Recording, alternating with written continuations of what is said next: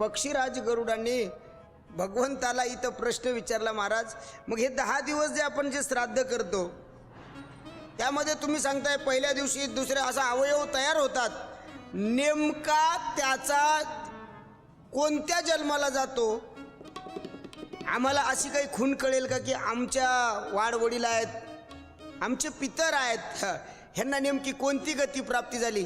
ते म्हणतात हे त्यांच्या 10 दिवसात केलेल्या पिंडदानावर ठरतच नाही, मग त्यांनी आयुष्यभर केलेल्या कामावर ठरतं.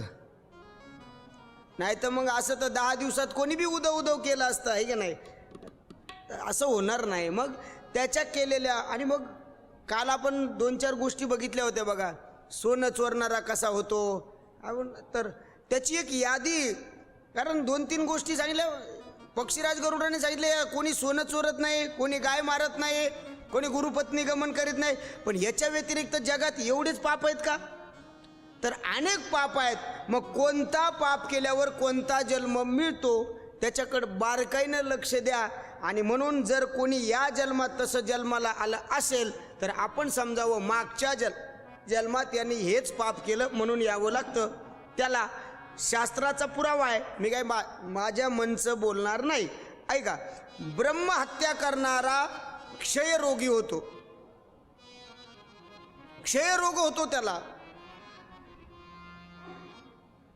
गाय मारणारा मंदबुद्धी जन्माला येतो, म्हणजे तो वाढतो पण बुद्धी वाढत नाही, मंदबुद्धी जन्माला येतो.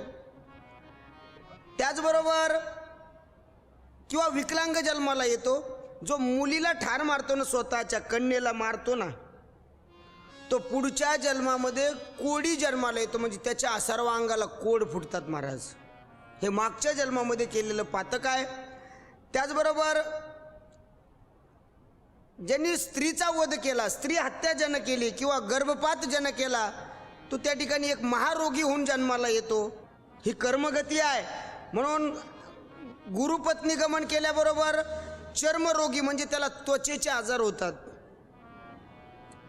त्याचबरोबर मांस खाणारा, त्याला लाल कोड त्या ठिकाणी तयार होतात.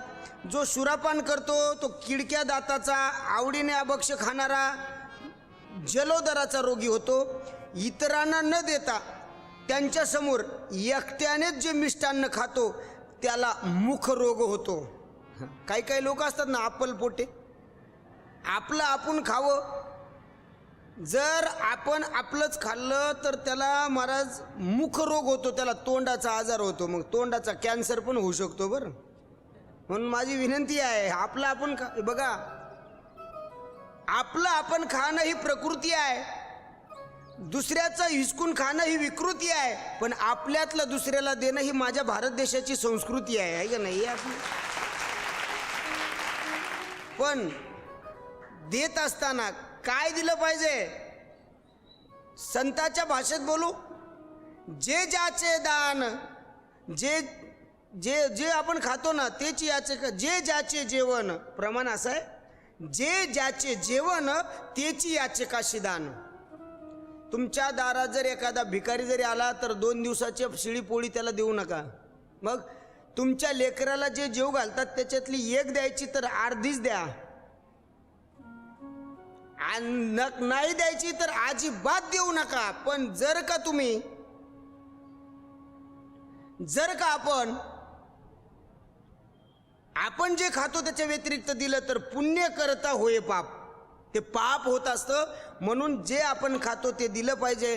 नाही तर बरीच लोक असे आहेत अप्पलपोटी आहेत, एकलकोंडी, कधीच कोणासोबत जेवणार नाहीत, कधी कोणाच्या ताटाला ताट लावून 2घच जण जेवतात, नवरा बायको एका ताटात. खरं तर पत्नीनं आणि पतीनं एका ताटात जेवण करू नये, शास्त्राच्या विरोधात आहे. तुम्ही म्हणताल का हो महाराज काय पती बायकोचं प्रेम आहे? बायकोचं प्रेम नाही हो, तिला दुसरं ताट धुवायचा कटाळा आहे, बाकी काय आहे? कळतं का माझं बोलणं? ते प्रेम काही नाही, तिला दुसरं ताट धुवायचा जीवावर येतं म्हणून आपण एका ताटात. बघा, नाही, पत्नीचं उष्टक पतीनेही खाऊ नये, दोघांनी एकमेकाचं खाऊ नये. पण अपवादात मग पतीचं खाल्लं तरी चालेल, पण बायकोचं उष्ट नवऱ्याने कधीच खाऊ नये. का? मती भ्रष्ट होत असते, लक्षात ठेवा. एका 2 ताटात खायचं तर एका ताटात म्हणे, तसं नाही चालत. तर त्याच्यासाठी हे अनेक गोष्टी सांगितलेल्या आहेत. अभक्ष्य खाणारा म्हणजे जे खाऊ नये ते खातात, जे पाहू नये तो पाहतात, म्हणजे अशा लोकांना सुद्धा त्या ठिकाणी महाराज अनेक प्रकारचे आजार त्या ठिकाणी होतात. जो अशुद्ध अन्नदान करतो, अशुद्ध अन्नदान म्हणजे काही जण बघा हॉटेलमध्ये कालचा भात आज गरम करून देतात का, वाया जाईल म्हणून, ते अशुद्ध आहे. ते जर दिलं ना लोकांना काही फरक पडत नाही, पण तो रंगीत कोड त्याच्या अंगावर फुटतात. मग काही कोड पांढरे असतात पण काही रंगीत असतात. तर हे मी मंच बोलत नाही, हे गरुड पुराणामध्ये त्याचं त्या ठिकाणी दिलेलं आहे. अहंकारापोटी गुरुचा अपमान करतो तो अपरंपार रोगाने पीडित होतो. बघा, गुरुचा अनादर केला की आपल्याला मिळालेली विद्या ही त्या ठिकाणी नष्ट होत असते, तिचा उपयोग होत नाही. गुरुला फसवलं की विद्या नष्ट होते. हे कर्णाच्या जीवनामध्ये सुंदर चिंतन आलेलं आहे. तुम्ही कर्ण चरित्र जर ऐकलं असेल, कर्ण नावाचं पात्र आहे महाभारतात, एवढं तरी माहित असेल ना. कर्ण कोणाचा मुलगा आहे? कुंतीचा पहिला मुलगा आहे. आणि कुंतीनं हे नंतर सांगितलं की कर्ण पांडव आहे आणि तो तिसरा चौथा नाही, तो पहिला आहे. कुंती सांगते देवाला, कर्ण पांडव रे पहिला. कुंती सांगते देवाला, कर्ण पांडव रे पहिला. कर्ण पांडव रे पहिला, कर्ण पांडव रे पहिला. हे कुंती सांगते देवाला, देवाला कर्ण पांडव रे पहिला. कुंती सांगते देवाला, कर्ण पांडव रे पहिला. कुंती सांगते देवाला, पांडव पहिला. कुंती सांगते देवाला, कर्ण पांडव पहिला.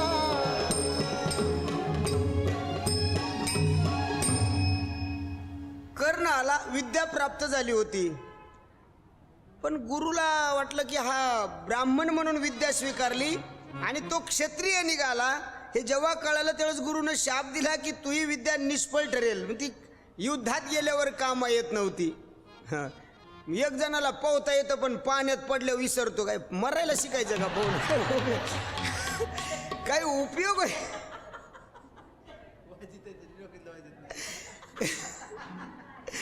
हे लक्षात येते का माझं बोलणं? म्हणजे मिळाली ना विद्या. एक जण म्हणला मला लय चांगलं वाजिता येते, मग पण म्हणला कथेत जमत नाही. मग आता रस्त्यानं वाजितो का? असं नाही झालं. मग त्या मिळालेल्या विद्येचं महत्व सुद्धा तितकंच महत्वाचं आहे. माझ्याकडे लक्ष द्या.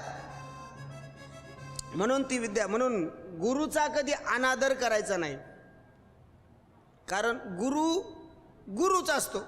लक्षात येते का? एक पैलवान देश जिंकला. आता देश जिंकून आल्यावर साहजिक आहे त्याचा मोठेपणा झाला वाजत गाजत. मग मीडियावाल्याला लय नाद आहे, ते बघतात TRP कशानं वाढते. लक्षात येतं का? त्यांच्याकडे ठरलेलं असतं कोण भारी आहे. सध्या हॉटेलवाल्याकडे TRP चालू आहे, मग चला हॉटेलवाल्याकडे, आहे का नाही? कॉपी करायची नाही चालू आहे, आणि मग ते त्यांच्याकडे जास्त ते आकर्षित होतो. इकडे लक्ष द्या. आणि म्हणून त्या पहिलवानाला विचारलं, आता तुम्ही देशामध्ये तुमच्या बरोबरीचा पहिलवान कोणी नाही, तुमची इच्छा काय आहे? ते म्हणला मही एकच इच्छा आहे. काय? एकदा गुरु आपटायचा म्हणला. बघा तू, अरे गुरुनं विद्या दिली ना, ते म्हणला देव द्या गुरुनं विद्या, पण त्यानं उद्या म्हणू नये ये माझ्यापेक्षा, मी त्याच्यापेक्षा भारी आहे. त्याला दाखवायचंय मीच तुझ्यापेक्षा भारी आहे. याला कृतज्ञ म्हणायचं. कारण गुरु गुरु असतो. त्या त्या क्षेत्रातला गुरु त्या त्या तत्वापर्यंत आपल्याला पोहोचवत असतो. ते क्षेत्र कोणतंही असू द्या. माझ्याकडे लक्ष द्या. एक नाही का उंदीर होता, उंदीर, आणि त्या गुरु तपश्चर्या करायला आणि तिथं उड्या मारायला लागला. आणि एके दिवशी त्या उंदराच्या मागं मांजर लागली आणि ते भेत आला आणि गुरु पशाचा लटलट कापायला लागला. बरेच उंदर मांजर दिसली की भीतीत. लक्षात येते का तुमच्या? उंदीर घाबरायला लागला. साधूने विचारलं का घाबरतो? म्हणला मांजर माझ्या मागं लागली. गुरु चांगल्या विचाराचे होते. मांजरीला घाबरतो, उंदराला मांजर केलं. पण तुम्हाला वाटलं का मांजर म्हणजे लय? मांजर कुत्र मागं लागलं की मांजर घाबरायला लागली.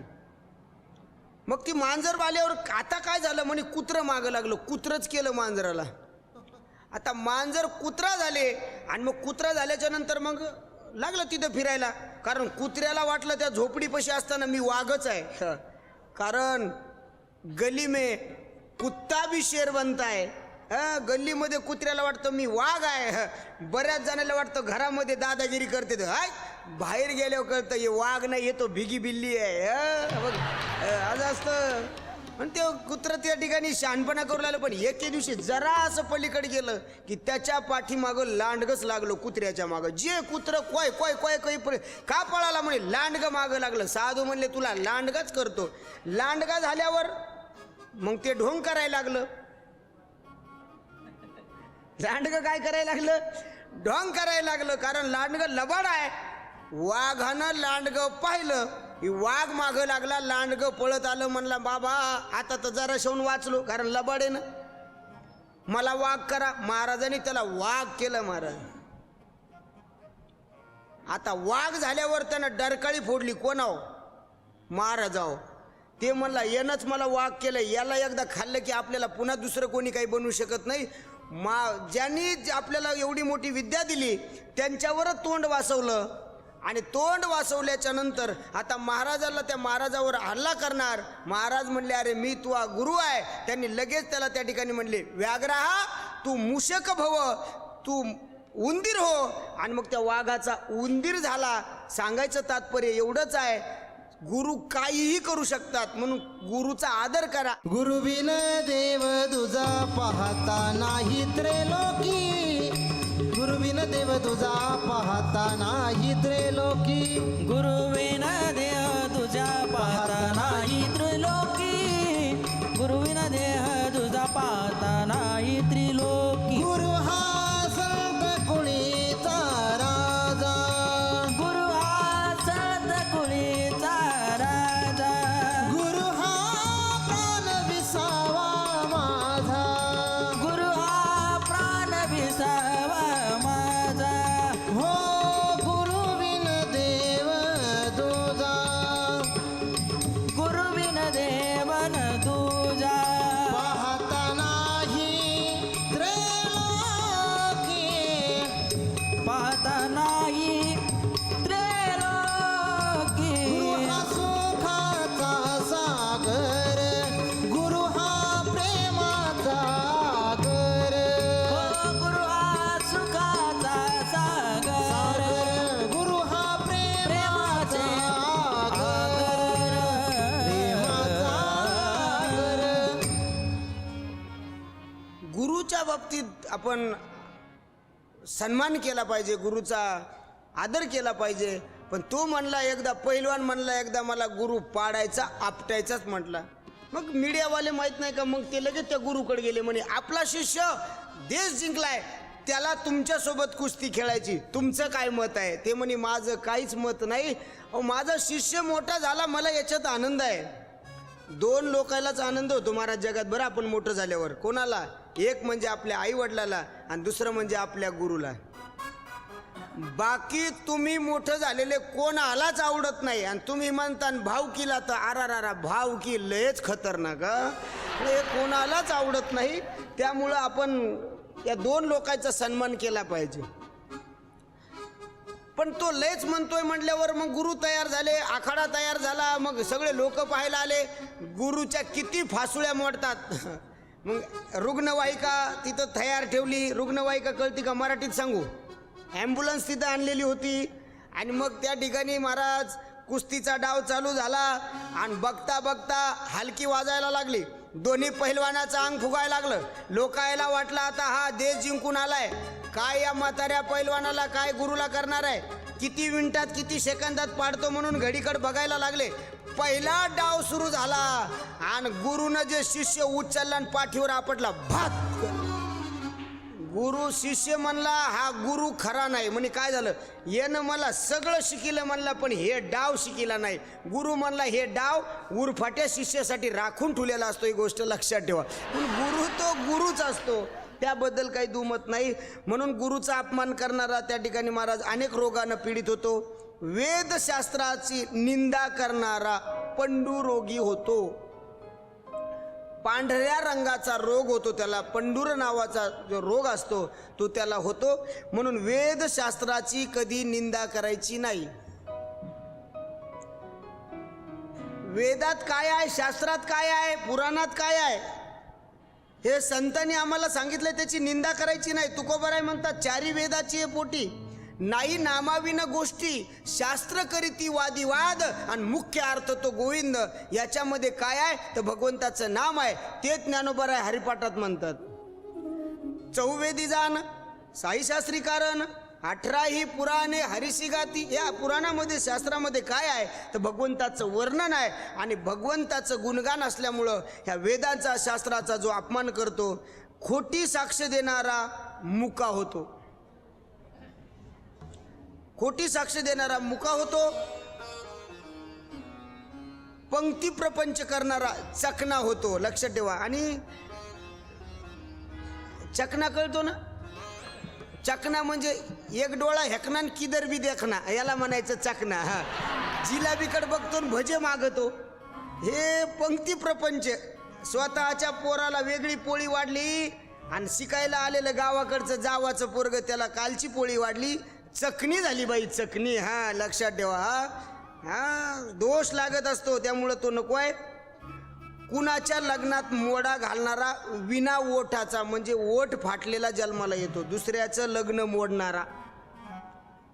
आता तुम्ही म्हणताल महाराज सध्या ओठ फाटलेले लय जन्माला यायले, तर ये ना मागच्या जन्मात लय लोकांचे लग्न मोडले ना, मग कुठं जाणार आहे. ओठ फाटलेले येतात. तर जो पुस्तक चोरतो ना, पुस्तक चोरतो तो जन्मांध बनतो. तो जन्मांध म्हणजे जन्मोजन्मी तो आंधळा बनतो. तो कधीच त्या ठिकाणी महाराज त्याला दृष्टी मिळू शकत नाही. जो गायीला लाता मारतो ना, तो लंगडा पांगळा जन्माला येतो. गाय ही आपली माया आहे, माता आहे.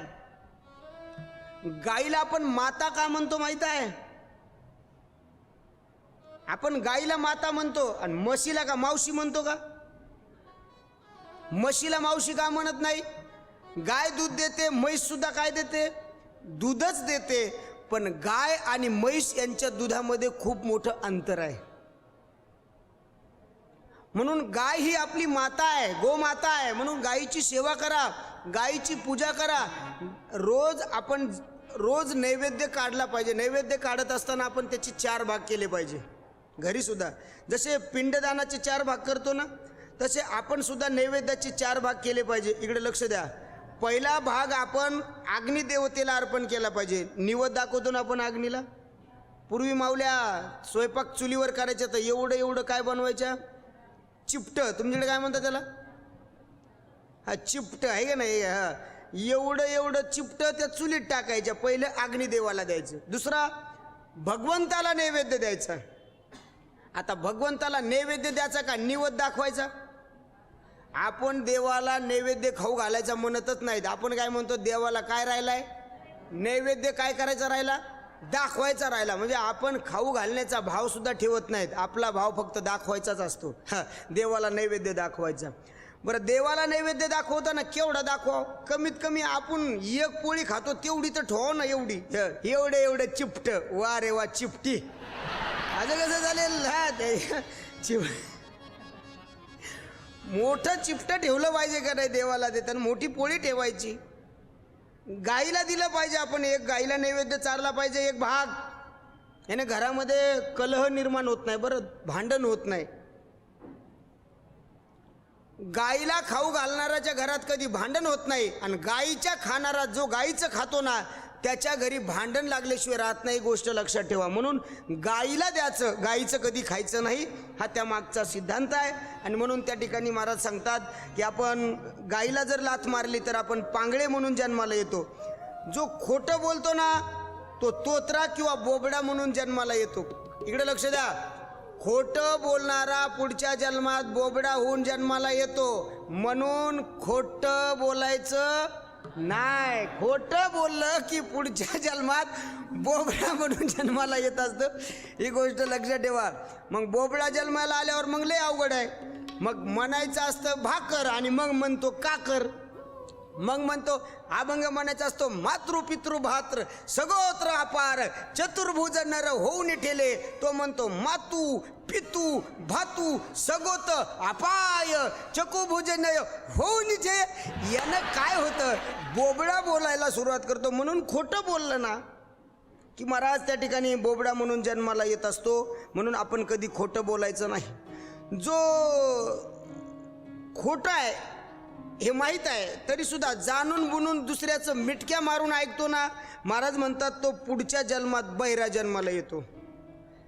घरची आई आवाज देते तरी ऐकत नाही, तरी बहिरा म्हणून जन्माला येतो. दुसऱ्याचं खोटं पण मिटक्या मारून ऐकतो. काय कायला दुसऱ्याचं लय ऐकावं वाटतं. दुसऱ्याचं भांडण लागलं की ते घरात मध्ये थांबा थांबा बोलू नका बोलू नका. ते काय म्हणा, तुला काय करायचं. किती अवघड आहे. दुसऱ्याचं भांडण ऐकायला आपल्याला बरं वाटतं, लेकरायला पण बोलू देत नाही. गपना ऐकू दे ना. काय ऐकतं शेजाऱ्याचं भांडण, नाद असतो ऐकायचा. काही काही तर इतके भयानक असतात. आमच्याकडे एक जणाची इथं किरायेदार आला होता, बंगालहून आला होता. बंगालहून ते बंगाली तिथं होता किरायेदार. दोघं नवरा बायको असे भांडणं करायचे जबरदस्त. हे माणूस रोज ऐकायचा पण त्याला काय म्हणायलेत हेच कळत नव्हतं.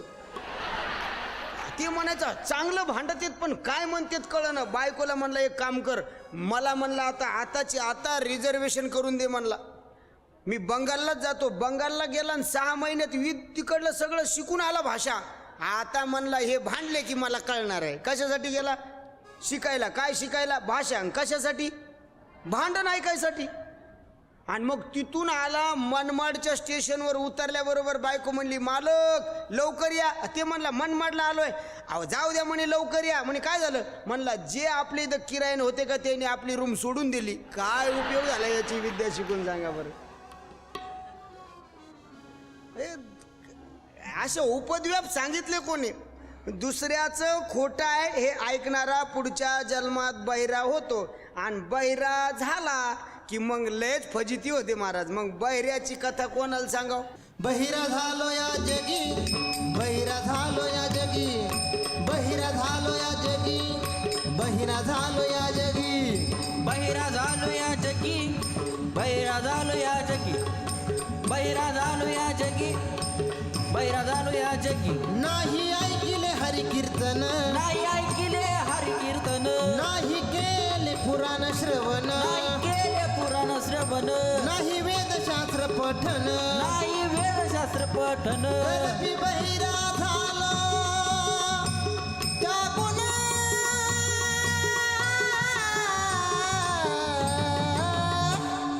बहिरा बहिरा बहिरा झालो या जगी, बहिरा झालो या जगी, बहिरा झालो या जगी, बहिरा झालो या जगी. ए बहिरा झालो या जगी, बहिरा झालो या जगी, आहा. बहिरा झालो या जगी, बहिरा झालो या जगी.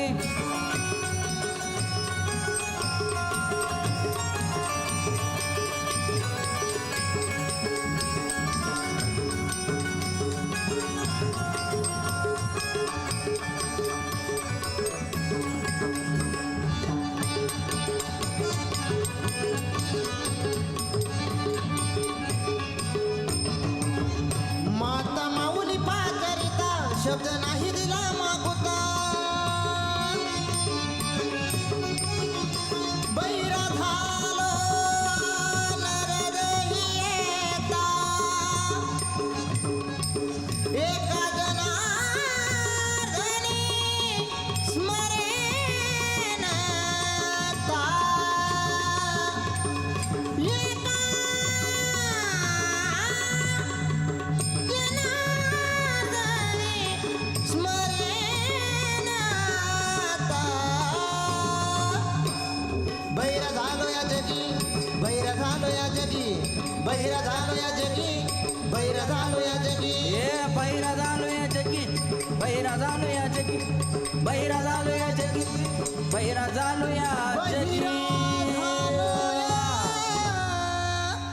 वा वा, किती आपण नाचून टाळ्या वाजवल्या ना. पण हा उपदेश होता, उपदेश. लक्षात आलं का? पण आपण कशात अडकलो आहे, तर आपण एका विषयामध्ये अडकलो आहे. जसा भुंगा अडकलं महाराज, प्रत्येक विषयात अडकलं ना. हरिण रसात अडकलं होतं ना, गायनात. तसं झालं. याच्यामध्ये उपदेश आहे. याला नाही ऐकिले हरिकीर्तन, त्या गोष्टीमध्ये सांगतात की आम्ही हे केलं नाही, हे उपदेश केलाय आपल्याला. पण काय झालंय, शब्दापेक्षा चालीलही जोरात झाल्या महाराज. आता ते पिंगळा आला का, पिंगळा, अहो पिंगळा ते तसा धांगड धुंगड पिंगळा नसतो. पिंगळा उपदेश करतोय तुम्हा आम्हाला, अरे हे जर न ऐकाल मग दुसरा येईल. तो सांगतोय अरे जर तुम्ही आज ऐकलं नाही तर काळ तुमच्या पाठीमागं लागलेला आहे. मग याच्यावर विचार करायचा का, येड्यावानी नाचायचं. पण आपण त्या रसामध्ये अडकलोय ना, त्याच्या मागची भूमिका आहे. म्हणून बहिरं झाल्यावर कळतं. लक्षात ठेवा. मग बहिरा एखादा माणूस घरात असल्यावर लय मजा येते महाराज. हा, बहिऱ्याला ऐकू येत नाही, त्याला वाटतं सर जगच बहिर आहे का नू. हा त्याचा मोठा प्रॉब्लेम. ऐकू येत नाही त्याला, आणि त्याला वाटतं प्रॉब्लेम साऱ्या जगाचाच आहे. 2 बहिरे कीर्तनाला येऊ लागले कथेला. ते म्हणले चला, खटोड साहेबांनी कथेचं आयोजन केलंय, चला म्हणे आपण तिथं जाऊया. गरुड महापुराण चालू आहे, आपल्याला त्या ठिकाणी गेलं पाहिजे. ज्याला सहकार महर्षी अशी ज्यांना पदवी आहे अशा राधेश्यामजी चांडक साहेबांच्या अमृत महोत्सवानिमित्त कार्यक्रम आहे. चला, 2 म्हातारे निघाले कथा ऐकायला. पण चलता चलता एक म्हातारं दुसऱ्या म्हाताऱ्याला म्हणतं, रामभाऊ कथेला चालले काय? काय विचारलं रामभाऊ? खटोड साहेबांनी कथा ठेवली, तुम्ही कथेकडे चालले काय? तो म्हणला नाही नाही, मी कथेकडे चाललो. दुसरा म्हणला असं होय, मला वाटलं कथेकडेच चालला का नो, आता केव्हा मेळ जमायचं यायचा. म्हणजे बैरे माणसं फार. म्हणून कधी आपण कोणाचं खोटं चाललेलं ऐकायचं, खोटं बोलायचं तर नाहीच, पण कोणाचं खोटं सुद्धा ऐकायचं नाही.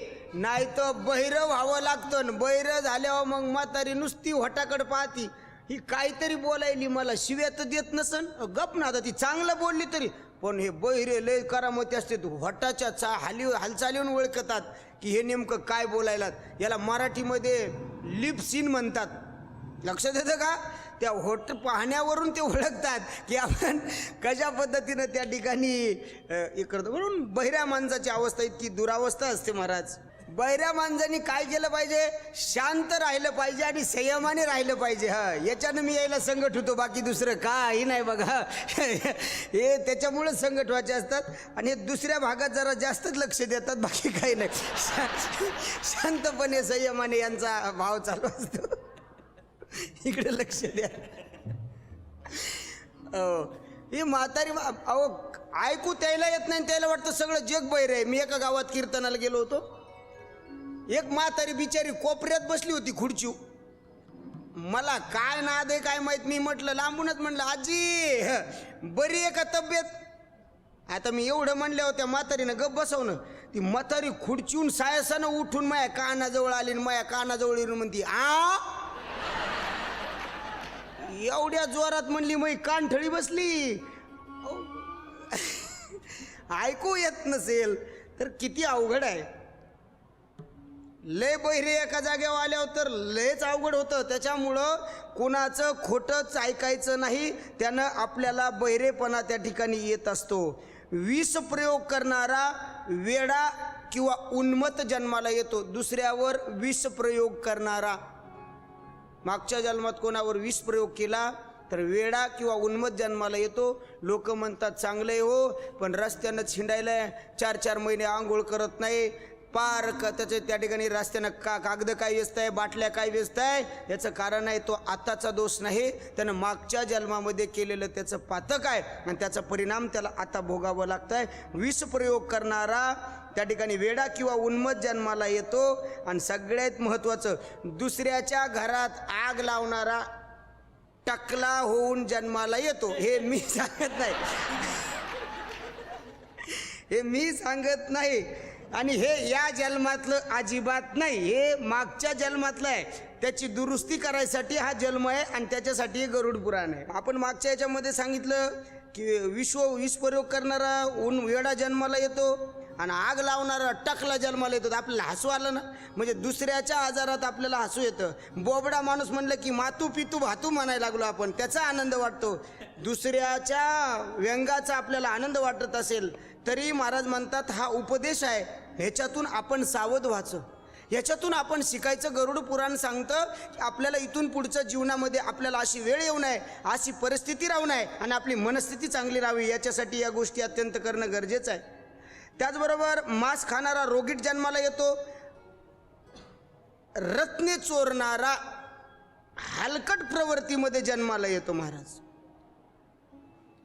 सोने चोरणाराची नख कुसतात, आपण काल बघितलं. सोनं चोरणाराची नख कुसतात, ते तर आपण काल बघितलेलं आहे. धातूची चोरी करतो तो दरिद्री जन्माला येतो, म्हणून धातू चोरी करायची नाही. गरुड पुराण असं सांगतं की जो अन्न चोरतो ना, अन्न चोरतो, तो पुढच्या जन्मात उंदीर होऊन जन्माला येतो. म्हणून सासू संग भांडण झालं तर अन्न चोरून कधी खायचं नाही. मी 3 दिवस झालं उपाशी आहे. कशाची उपाशी आहे? मस्त रातच्या 12 वाजता तिथून नेऊन खायला लागलो, कशाचं उपाशी आहे? अन्न चोरायचं नाही. अन्न चोरलं की उंदराच्या जन्माला यावं लागतं. महाराज म्हणतात तुम्हाला उंदीर व्हावं लागेल. धान्य चोरणारा शलभ नावाचा किडा होतो. कोणाचं धान्य आपण चोरायचं नाही. पाणी चोरणारा चातक पक्षी म्हणून जन्माला येतो. तुम्ही जर पाणी चोरलं, नाद असतो शेजारीन गावाला गेली की तिच्या हौदातलं पाणी चोरायचं. तिचा म्युन्सिपाल्टीचा नळ असेल तर आपल्या घरात पाईप लावायचा, याला म्हणायचं पाणी चोरणं. पाणी चोरलं की चातक होऊन जन्माला यावं लागतं. चातक होऊन म्हणजे काय शासन आहे? चातक नावाचा पक्षी आहे. पृथ्वीवर एवढं पाणी आहे पण त्याला पृथ्वीवरचा पाण्याचा थेंब सुद्धा पिता येत नाही. त्याला फक्त 2च जागेवरचं पाणी प्यायचा अधिकार आहे. कोणत्या? एक पडत्या पावसाचं पाणी पिता येत, आणि दुसरं ज्या ठिकाणी गावरान गाईची खूर आहे, खूर टेकलेली जी जागा होते ना, खूर टेकलं, त्या ठिकाणी जेवढं पाणी साचेल तेवढंच पाणी पिण्याचा अधिकार त्या चातकाला असतो. बाकी तो पृथ्वीवरलं पाणी पिऊ शकत नाही. आणि मग तो चातक म्हणतो पड रे पाण्या कर पाणी पाणी, का तहान लागली मला आणि मग मला पाणी प्यावं लागणार आहे, असं तो चातक म्हणतो. म्हणून आपण त्या गोष्टी लक्षात ठेवल्या पाहिजे. अनेक प्रकारच्या त्या ठिकाणी महाराज या ठिकाणी सांगितलेल्या आहेत. पाणी चोरणारा चातक पक्षी होतो. विष चोरणारा विंचू बनून जन्माला येतो. विष चोरलं नाही पाहिजे. अशा अनेक या ठिकाणी उपदेश गरुड पुराणामध्ये भगवान श्री विष्णू गरुडाला सांगतायत की आपण मागच्या जन्मात केलेली ही जे कामं आहेत ही आपल्याला पुढच्या जन्मामध्ये भोगावी लागत आहेत. आणि हे आपल्याला जर आपण याच जन्मात जर आधी केलं असेल, ही कथा ऐकायच्या अगोदर कोणाचं पाणी चोरलं असेल, कोणाचं खोटं ऐकलं असेल, कोणाचं भांडण ऐकलं असेल, आपण गाईला लाथ मारली असेल, आपण खोटं बोललो असेल, विषप्रयोग केला असेल, आपण मांस खाल्लं असेल, मांस विकला असेल, तर इथून पुढं सावध व्हा. आणि या गरुड पुराणाचा आशयच हा आहे की आपण इथून पुढं आपल्या जीवनाचा चांगला उपयोग करून घ्यावा. अशा इथपर्यंतचा कथाभाग आपण आजच्या भागामध्ये बघितला. बघता बघता 5व्या दिवसाची कथा या ठिकाणी संपन्न झालेली आहे. या 5व्या दिवसाच्या कथेमध्ये आपल्याला गरुडाचा आणि भगवंताचा संवाद श्रवण करायला मिळालेला आहे. आणि गरुड भगवंतासमोर नतमस्तक होऊन जगाच्या कल्याणासाठी जे विचारतो आहे त्याची उत्तर भगवंत देत आहेत. आणि चांगल्या प्रकारे त्या ठिकाणी तुम्ही आम्ही श्रवण करतोय.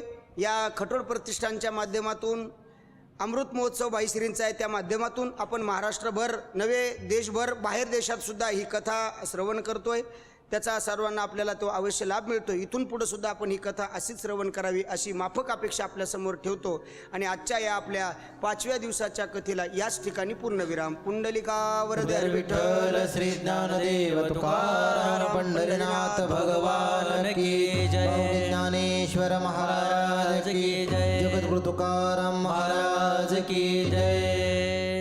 नारायणा नारायणा नारायणा नारायणा नारायण नारायण नारायण हो नारायण. हे केशवा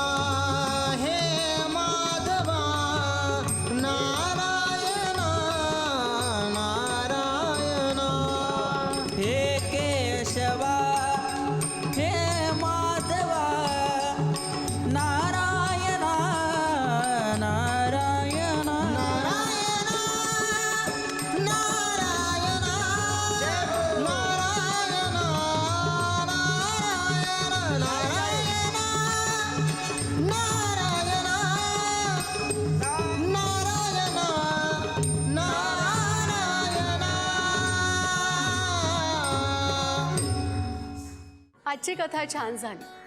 जीवनामध्ये श्रद्धाभाव असावा, कारण आपुलकी, श्रद्धा आणि विश्वास ही सुखी जीवनाची त्रिसूत्री आहे.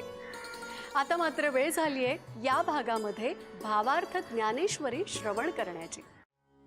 आता दे जो अवधान, तुम्ही बोलविला मी बोलेन, जैसे चेष्टे सूत्राधीन दारुयंत्र.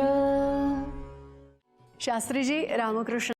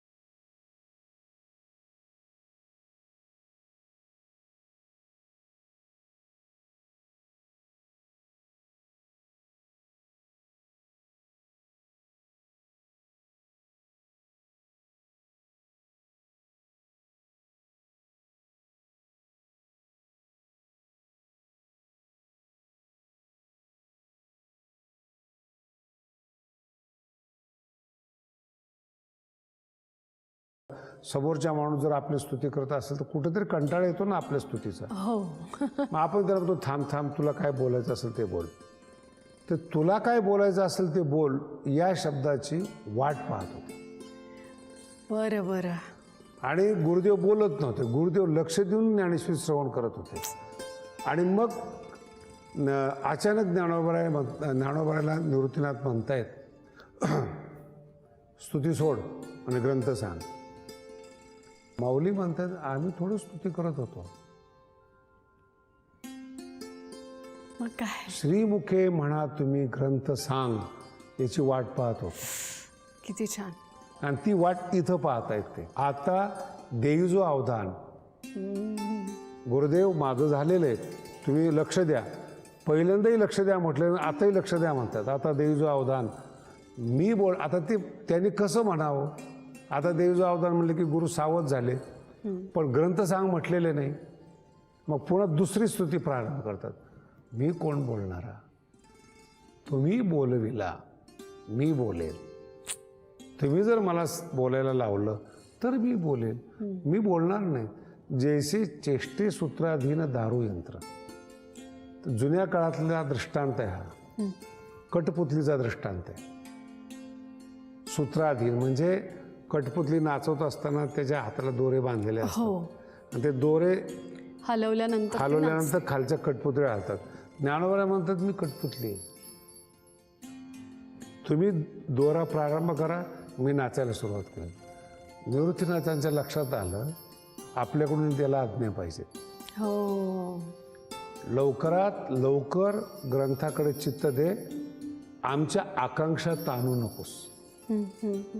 आम्ही गीता ऐकण्याकरता बसलेलो आहे, माझी स्तुती ऐकण्याकरता मी बसलेलो नाही.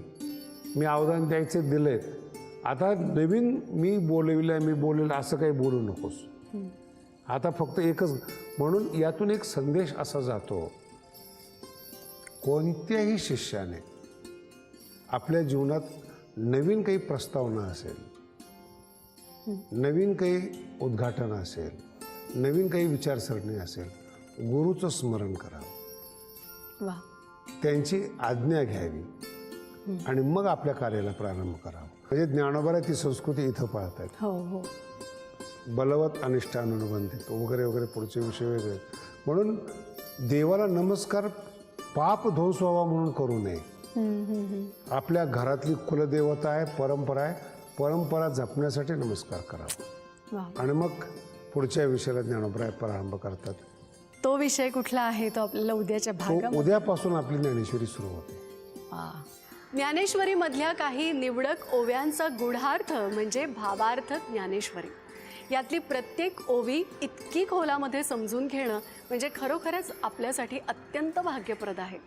हे सदर तर अतिशय सुंदर झालेलं आहे. आता मात्र या भागापुरतं इथेच थांबूया. गजर कीर्तनाचा सोहळा आनंदाचा स्पेशल पार्टनर गोपुरम कुंकू आणि हळदी पावडर या भागापुरतं इथेच थांबूया. पुन्हा भेटूया उद्या सकाळी ठीक 7:30 वाजता. तोपर्यंत जय जय रामकृष्ण हरी.